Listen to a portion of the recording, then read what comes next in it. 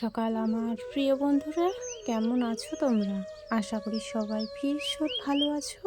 আর তোমাদের ভালোবাসায় আমরা মোটামুটি বেশ ভালোই আছি। তো চলো বন্ধুরা, তোমাদের সবাইকে সাথে নিয়ে আজকে ব্লগটা আবারও শুরু করছি। তো কে কোথা থেকে আমার ব্লগটা দেখছো একটু সবাই একটু কমেন্ট করো। তো প্রত্যেক দিনের মতো আজকেও ঝাড়ঝাঁটা দিতে শুরু করেছি। বাড়ির ভেতরটা ঝাড় দিয়ে এখন বাইরের উঠোনটা ঝাড় দিয়ে নিচ্ছি। তো সকালবেলা করে বেশি ঝাড় দিতে হয় না, কারণ তার আগের দিন বিকেলবেলা করে আমি ঝাড় দিয়ে পরিষ্কার করে রাখি। তাহলে তারপরের দিন সকালে আমাকে নোংরা বেশি ঝাড় দিয়ে নিয়ে যেতে হয় না, পরিষ্কারই থাকে। শুধু একটু গাছের পাতা যদি পড়ে তাহলে একটু নোংরা হয় তো চলো, সব দিকে আমার ঝাড় দেওয়া হয়ে গেছে। তোমরা হয়তো ভাবছো যে বাড়ির শুধু উঠোনটায় না গো, আমার অনেক জায়গায় ঝাড় দিতে হয়। এদিকে ছাগলের গোয়াল আছে, আর গরুর গোয়াল তো নেই, তৈরি হচ্ছে। আর গরুগুলো রাখার জন্য আমাদের বাঁশের ঝাড়ের ওদিকে জায়গা করা আছে। তো সেখানে গোবরগুলো ফেলে দিতে হয় কোদাল দিয়ে। আমি যেখানে নোংরাগুলো ফেলি সেখানে ফেলে দিচ্ছি কারণ কী বলো তো, গোবরগুলো এখন বৃষ্টির কারণে গোবর আর গুছিয়ে দিতে পারছি না আমি, তার জন্য। তো ঝাড়ঝাঁটা দেওয়ার পরে এখন আমি চলে আসলাম পুকুরে বাসি থালা বাসনগুলো নিয়ে। তো আমাদের কড়াইটা দেখো কতটা কালো হয়ে গেছে। তো আজকে হাতে সময় নেই, না হলে এই কালো কড়াইটাও পরিষ্কার করার জানো পদ্ধতি আছে, সেটা ব্যবহার করলে পরেই হয়ে যায়। তো সেটা আজকে আমি করব না, অনেকটা সময় চলে যায়, 5-10 মিনিটের মতো লাগে। 10 মিনিট লাগবে না, 5 মিনিটের মধ্যে চকচকে হয়ে যাবে। তো ভাবলাম যে না, আজকে থাক, কড়াইটা এরকম করেও রান্না করা যাবে, তার জন্য করলাম না, কারণ সময় নিয়ে কাজ করতে হবে। তো তারপরে এই যে দেখো, ভালো করে থালা বাসনগুলো মাজার পরে এখন আমি ধুয়ে নিলাম। তো এখন রান্নাঘরে থালা বাসনগুলো রেখে আবার উনুনের ছাইগুলো তুলতে হবে। তো উনুনের ছাই তোলার জন্য আমি ওই যে আমাদের যেটাতে নোংরা সব কিছু ফেলি, এই গামলাটাতে, তো ওটা নিয়ে আসলাম। তো এটাতে করে ছাইগুলো আমি উঠে রেখে দিলাম। পরে যখন আমি ছাগলের গোয়ালে যাব ঝাড় দিতে, তখন ওই ছাইগুলো নিয়ে গিয়ে আমি পুরো ছাগলের গোয়ালে ছিটিয়ে দেব। তাহলে ভালো থাকবে, গোয়াল ঘরটা পরিষ্কার থাকবে।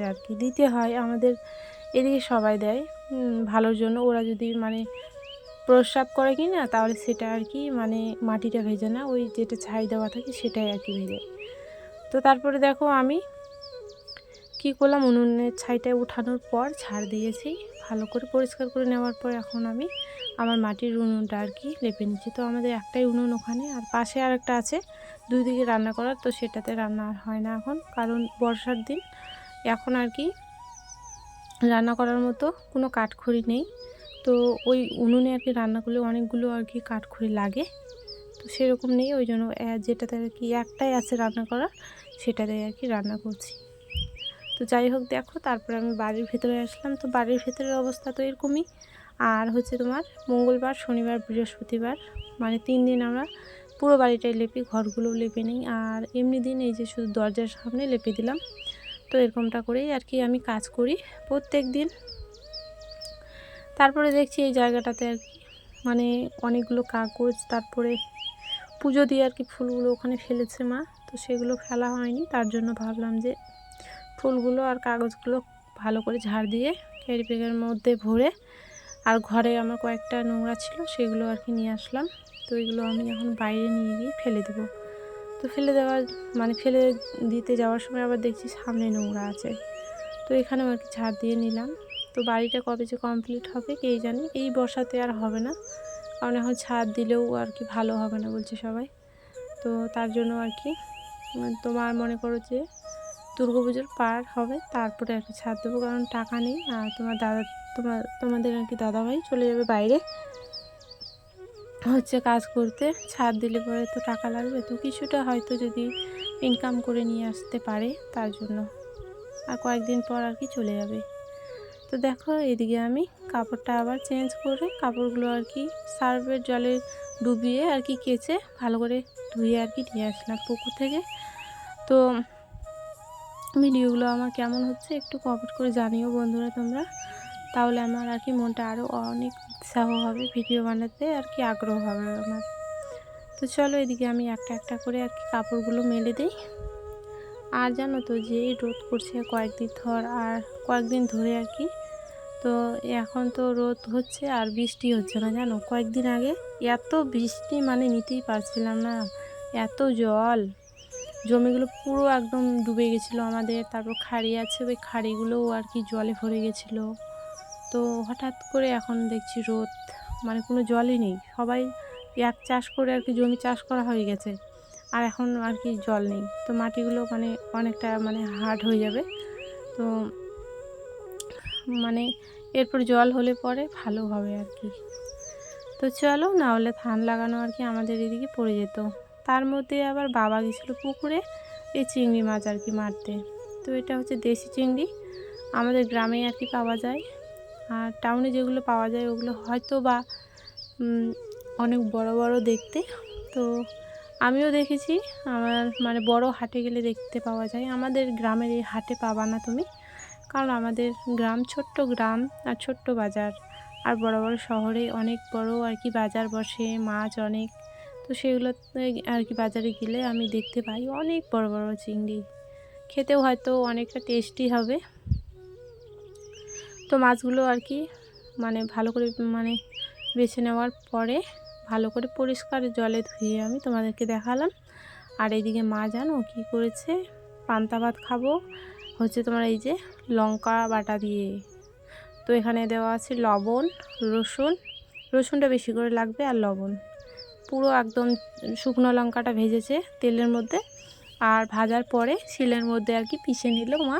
আর খুব সুন্দর লাগবে খেতে পান্তা ভাত দিয়ে। একটু পান্তা ভাত, একটু মুড়ি, লবণ, তেল দিয়ে মেখে ওই আর কি ঝালের সানাটা দিয়ে খেলে পরে এত যে টেস্ট লাগে। তারপরে ওদিকে আবার ওই যে চিংড়ি মাছ দিয়ে আর কি পেঁয়াজের একটা সানা করা হয়েছিল। তো আমরা সানাই বলি বন্ধুরা, তো আমি সেটাই বলবো, তোমরা মাখা বলো, তো আমি সানাই বলবো। হ্যাঁ, তোমরা একটু বুঝে নিও। তারপরে এদিকে তোমাদের আর কি দাদা ভাই আর কি দেখো কি কাজ করতে শুরু করেছে। এখানে হচ্ছে বানাবে তোমার একটা মই, মানে উপরে ওঠার যে মইগুলো থাকে না, তো ওই মইগুলো আর কি বানাবে। তো তার জন্য বাঁশটা আর কি ভালো মতো করে সমান সমান করে কেটে নেওয়ার পরে বাঁশের আর কি দেখো এখন কাঁটাগুলো আর কি মারা হয়ে যাওয়ার পরে এখন মই নিয়ে আবার চলেও গেল বাড়িতে, কারণ আমাদের ওইদিকে গোয়াল ঘরটা আর কি বাকি আছে। তো চলো তোমাদেরকে দেখাবো গোয়াল ঘরে আর কি কতটা কাজ এগুলো আর কি। তো এই দরজাটা আমাদের আগের বাড়ির মাটির বাড়ির দরজা ছিল, তো সেটা আর কি এখন আমাদের গোয়াল ঘরের ওখানে আর কি লাগাবে দরজার সামনে। তো তার জন্য ওটা নিয়ে আসলো।